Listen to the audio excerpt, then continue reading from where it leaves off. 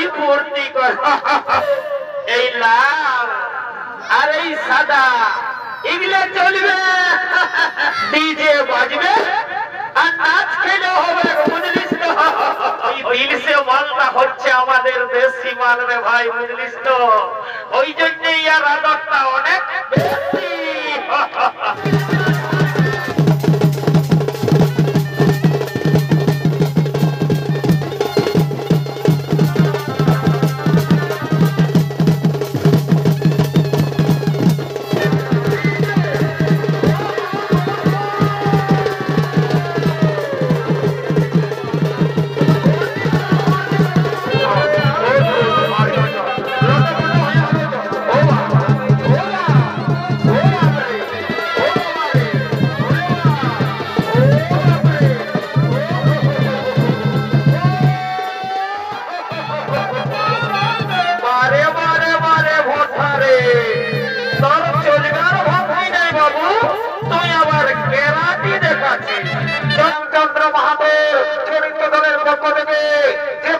দেখতে পাচ্ছেন এই বলার নাম হচ্ছে বিশ্বের প্রতিজ্ঞা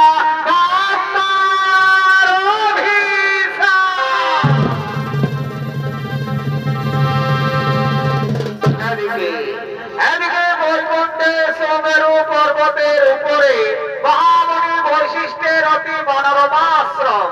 সেই আশ্রম প্রাঙ্গণে নির্ভয়ে ঘুরে বেড়াতেন বনের বিভিন্ন পশু পক্ষী। তাদের কোলো কাকলিতে এক স্বর্গীয় পরিবেশ বিরাজ করত। সেই আশ্রমের আকর্ষণীয় কেন্দ্রবিন্দু ছিল দিব্য গাভী নন্দিনী। নন্দিনী হল স্বর্গীয় গাভী সুরভির কন্যা। দেবতাগণ মহামণি বৈশিষ্ট্যকে দুগ্ধ পান করার জন্য দিয়েছে। তাই মহামণি বৈশিষ্ট্য তার দিব্য গাভী নন্দিনীকে নিয়ে চলেছে নিজ আশ্রমের দিকে।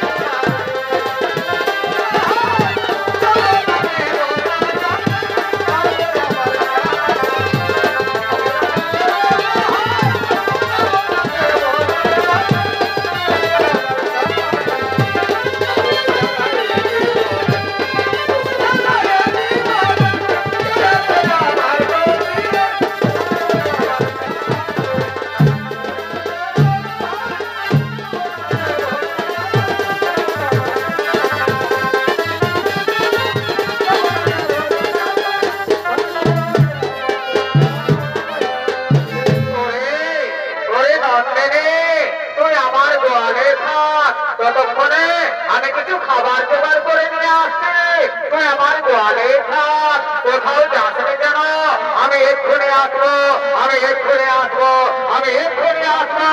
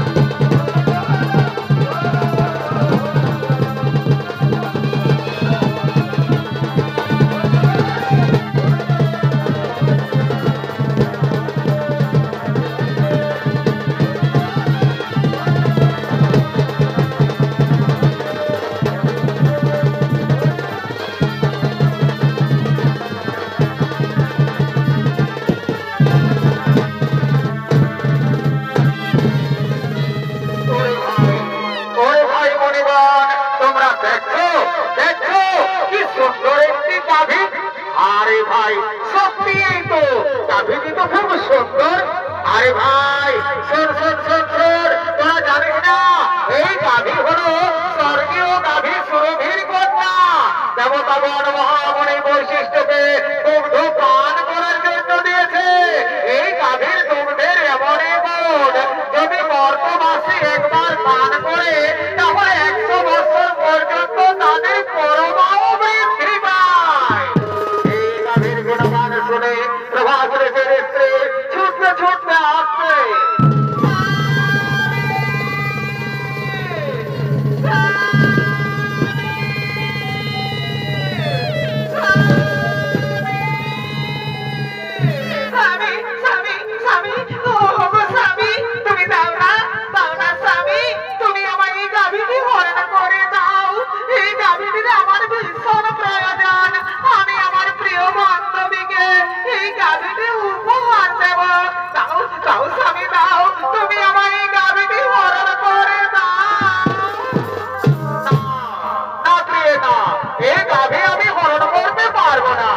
তাছাড়া আমরা বলে ঋষিগণ এই গাভী হরণ করে আমরা কি করবো?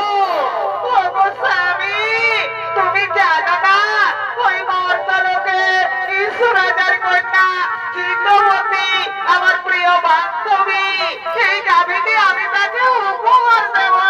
দাও দাও স্বামী দাও, তুমি আমার এই গাভীটি হরণ করে দাও। ওরে ভাই মনিগণ, তোমরা বলো আমি এখন কি করবো?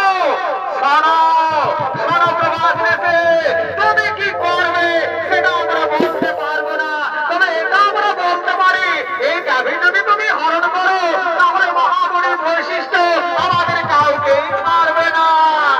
ওগো স্বামী, দাও না, দাও না স্বামী, তুমি আমার এই গাভীটি হরণ করে দাও। এই গাভীটির আমার ভীষণ প্রয়োজন। আমি আমার প্রিয় বান্ধবীকে এই গাভীটি উপহার দেব। দাও দাও স্বামী দাও, তুমি আমার এই গাভীটি হরণ করে দাও। ওরে ভাই মনিগণ, তোমরা একটু দাঁড়াও, আমি এক্ষুনি গাভী হরণ করে নিয়ে যাচ্ছি। হ্যাঁ, স্বামী,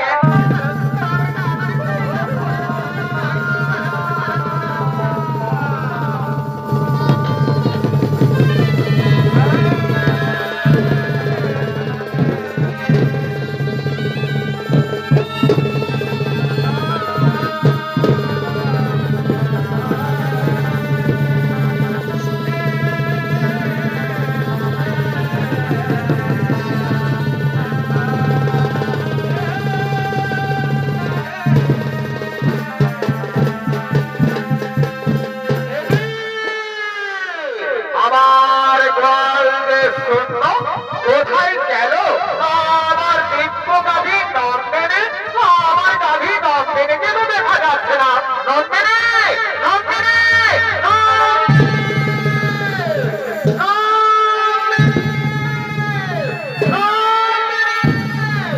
তাই তো আমার দিব্য গাভী নন্দিনীকে তো কোথাও দেখা গেল না, তাহলে আমার গাভীকে নিশ্চয়ই কেউ হরণ করে নিয়ে গেছে। আমায় ধ্যান চোখে দেখতে হবে কোথায় গেল আমার দিব্য গাভী নন্দিনী।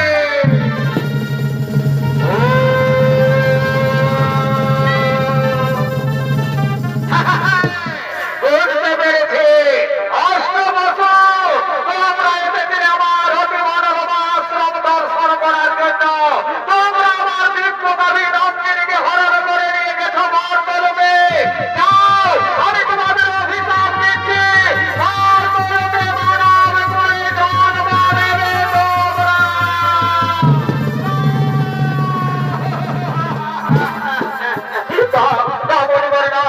আপনি আমাদের এত বড় অভিশাপ দেবেন না, আপনি আপনার অভিশাপ দিন। শোনো প্রভাত রেতে, আমার মুখ থেকে যখন বাক্য বের করেছি তা কখনো লঙ্ঘন হবে না। মর্তলোকে মানব করে তোমাদের জন্ম নিতেই হবে। ও মণিবর, আপনি যখন আমাদের এত বড় অভিশাপ দিয়েছেন, আপনি আমাদের মুক্তির উপায় বলে শোনো প্রভাত রেতে, যাও মর্তলোকে দেবী গঙ্গার গর্ভে মহারাজ শান্তনু রৌরসে জন্ম নেবে তোমরা। আর বাকি 7 জন ঋষি যারা তোমার সঙ্গে ছিল তাদের অপরাধ একটু কম, তাই তারা জন্মের পরেই ভক্তি লাভ করে ফিরে আসবে বলবে। আর যেহেতু তুমি তোমার স্ত্রীর কথায় আমার দিব্য গাভী নন্দিনীকে হরণ করে নিয়ে গেছো মর্তলোকে, সে কারণে তোমাকে সারা জন্ম কাটাতে হবে মর্তলোকে। জন্মের সময় তোমার নাম হবে দেবব্রত, পরক্ষণে তুমি ভীষণ প্রতিজ্ঞা করার ফলে তোমার নাম হবে ভীষ্ম। আমার আশীর্বাদ, আমার অভিশাপ।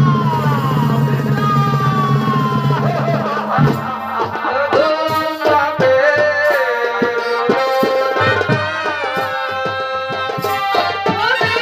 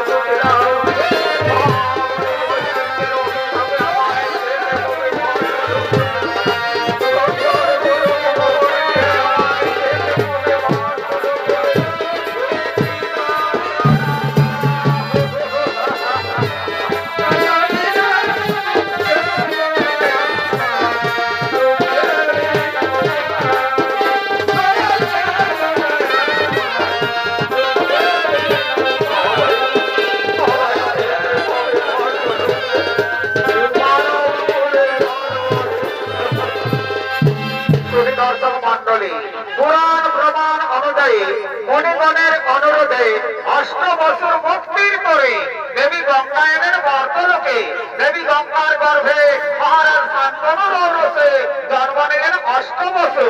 অষ্টম গর্ভে জন্ম নিলেন প্রভাস ঋষি। জন্মের সময় তার নাম হয় দেবব্রত। পরক্ষণে তিনি ভীষণ প্রতিজ্ঞা করার পরে তার নাম হয় ভীষ্ম।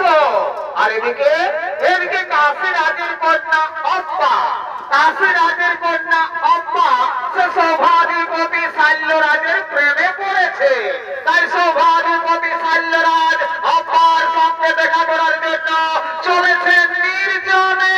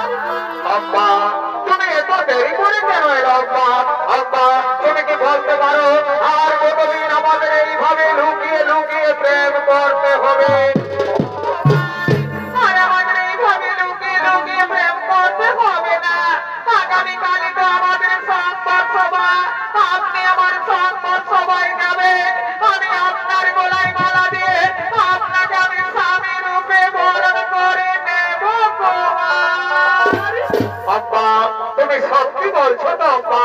তুমি আমার গলায় বড় মাল্য দিবে তো? হে কুমারী, যার সঙ্গে আমার এতদিন থেকে ভালোবাসা, আমি তাকে ছাড়া কি আর অন্য কোনো পুরুষের গলায় মালা দিতে পারি কুমারী? তাই তাই তুমি আমার, তুমি আমার, তুমি আমার। আব্বা, জানো আব্বা, আজ আমার কি আনন্দ হচ্ছে, আজ আমার আনন্দে নাচতে ইচ্ছে করছে। সত্যি বলছে কুমার, আমারও তাই, আজ আমার আনন্দে গাইতে ইচ্ছে করছে। এ জীবন তোমাকে দিলাম, ওগো অবন্ধ। তুমি শুধু ভালোবাসা দিও, ওগো বন্ধু। তুমি শুধু ভালোবাসা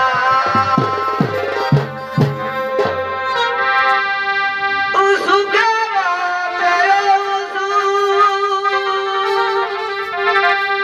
তুমি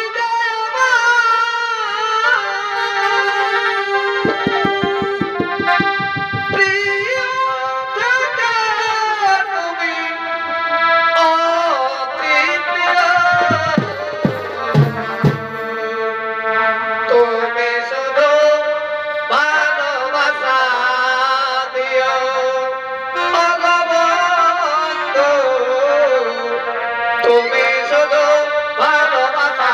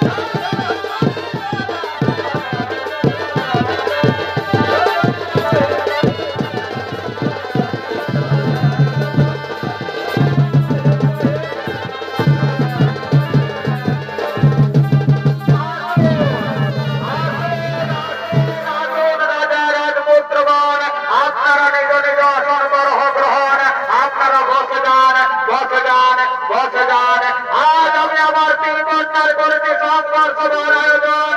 এই করে আমার 3 ঘন্টা পর্বে সংঘর্ষ সভায় আগমন। আপনারা বসে যান, বসে যান, বসে যান। আর কি কোথায় আছি?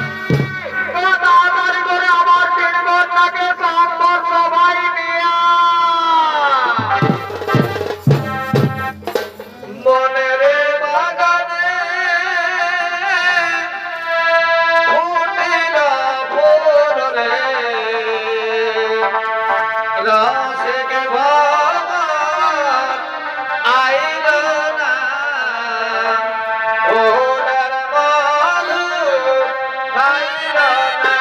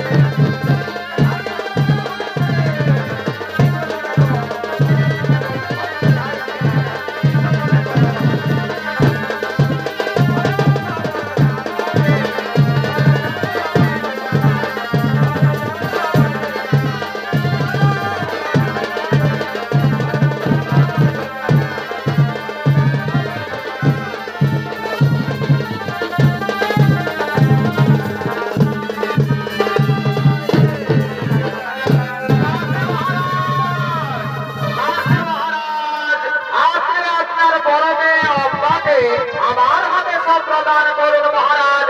আমার সভাপতি নাহি ওই সভাস্থলে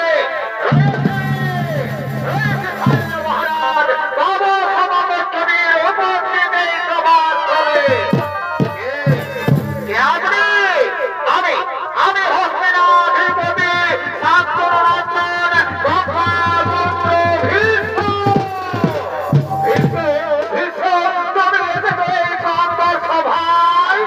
আরে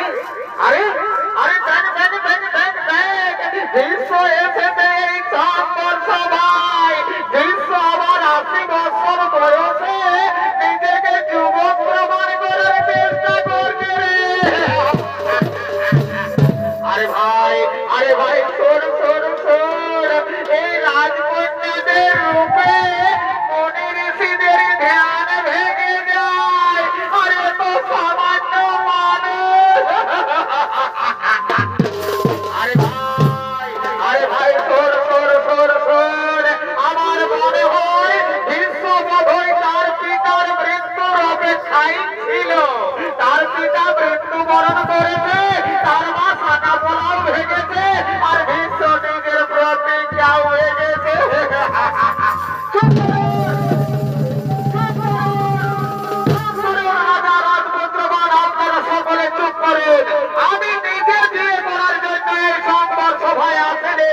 আমি এই সংবাদ সভায় এসেছি বহু বলে 3 কন্যাকে হরণ করে নিয়ে যাবো হস্তিনার রাজপ্রাসাদে। আমি আমার ভাই বিচিত্র বীরদের রানী বানাবো। বাধায় দেবে থাকে কারো সত্যি, তাহলে এই ভীষ্মের সম্মুখে এই সংবাদ সভার তরফ থেকে আমার 3 কন্যারে করবে হরণ। তাহলে ধরো হস্ত করুন, আমি তোমার বোন জীবন। আই হোক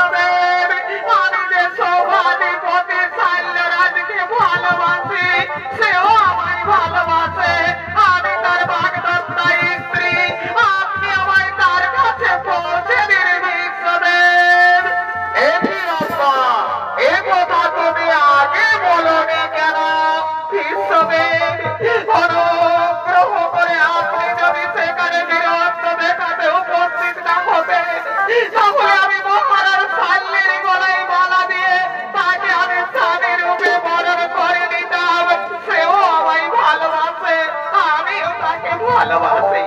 আমি তার ভাগবতা স্ত্রী, আপনি আমায় তার কাছে পৌঁছে দিন বিশ্বদেব। চলো চলো, আমি তোমার শাল্য রাজের কাছে পৌঁছে দেওয়ার ব্যবস্থা করবো। চলো চলো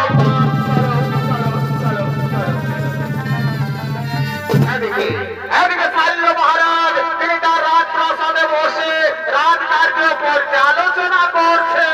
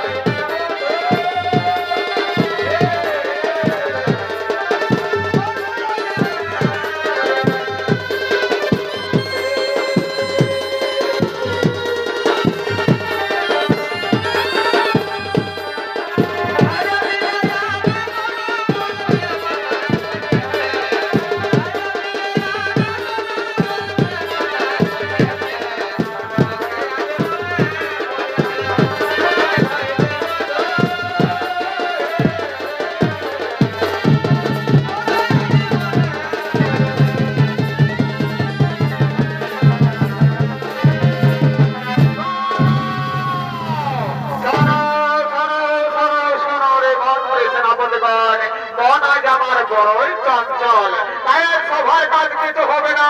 আজ তোমরা নিজ নিজ গৃহে ফিরে যাও। তোমরা আজ আমায় একটু একা থাকতে দাও, আমায় একটু একা থাকতে দাও। যাও যাও মন্ত্রী সেনাপতিগণ, তোমরা আজ নিজ নিজ গৃহে ফিরে যাও। তোমরা আজ আমায় একটু একা থাকতে দাও, একা থাকতে দাও।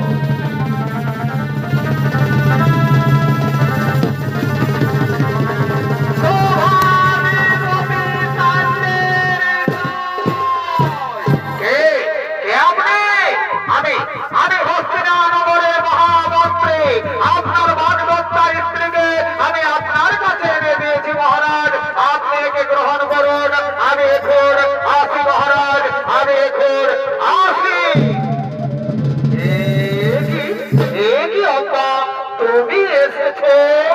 পারে স্ত্রী তো স্বামীর কাছে আসবে। আমি এখনো মনে প্রাণে বিশ্বাস করি তুমি আমার স্বামী। নাও আমায়, তুমি নাও কুমার, আমায় তুমি গ্রহণ করো কুমার। নাও নাও কুমার। অপা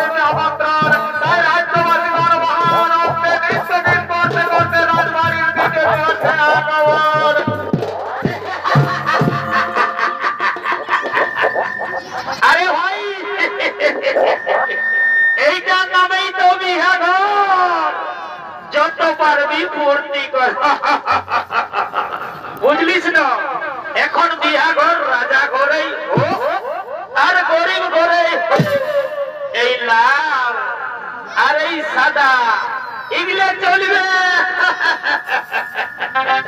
ডিজে বাজবে আর নাচ খেলে হবে, বুঝলিস না?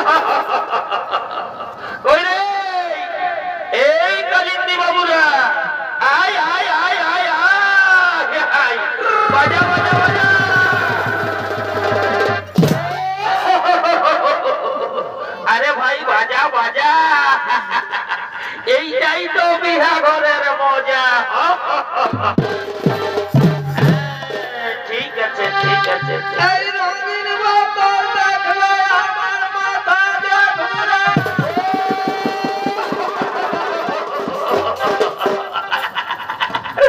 আরে ভাই, এই রঙিন মালটা হচ্ছে বিদেশি মাল, বুঝলিস? এই মালটা টানিয়ে দিতে দিতে না আমাকে শ্রদ্ধা করে দেই কামাল। আর দিলিশে টাকা দিলে বলার কিছু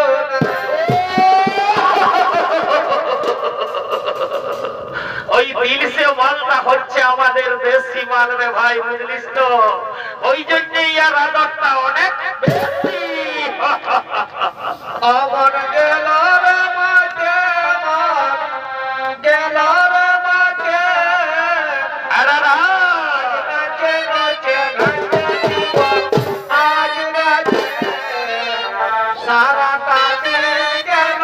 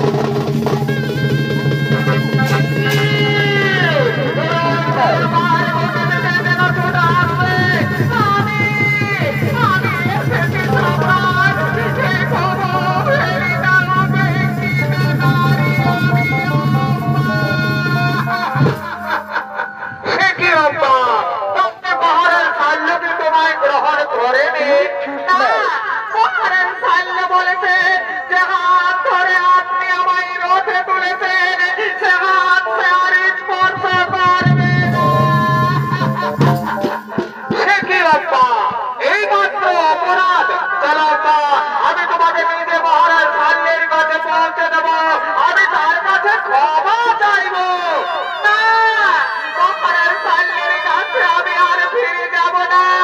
আমার চোখেতে আমি নরকের কৃমি কীটের ধাম। তাই আমি চাই, কি চাও, কি চাও আব্বা?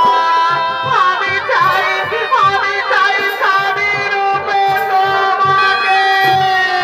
না না আব্বা, না, এটা হতে পারে না। গ্রহণ অনুভব করতে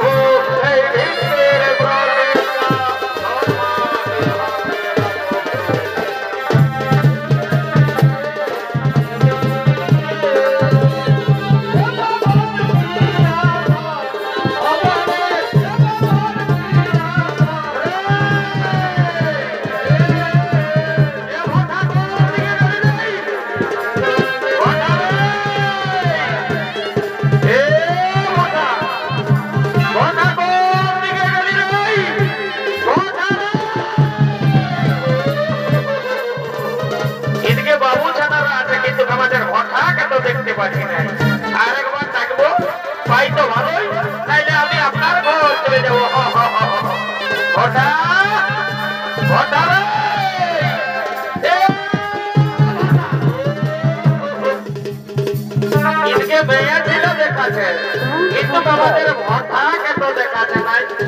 একবার দেখবো, আর একবার পাই তো ভালোই, তাহলে আমি আপনার ঘর চলে যাবো। ওটা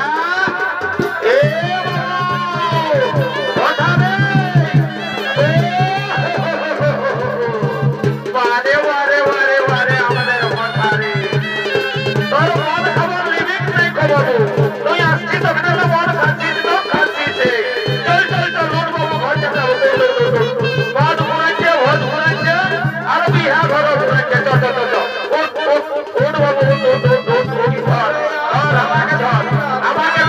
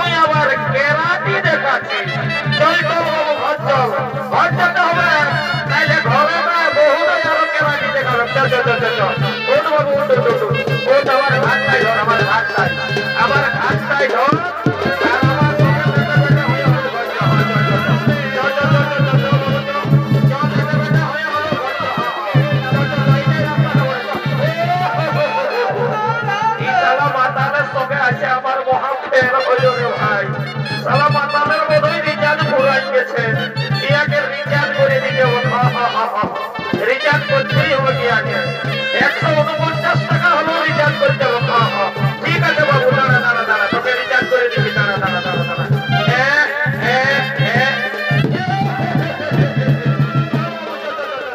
এইবার বলে যাবি টাকা টাকা হয়ে গেল হয়ে গেল চল বাবু চল চল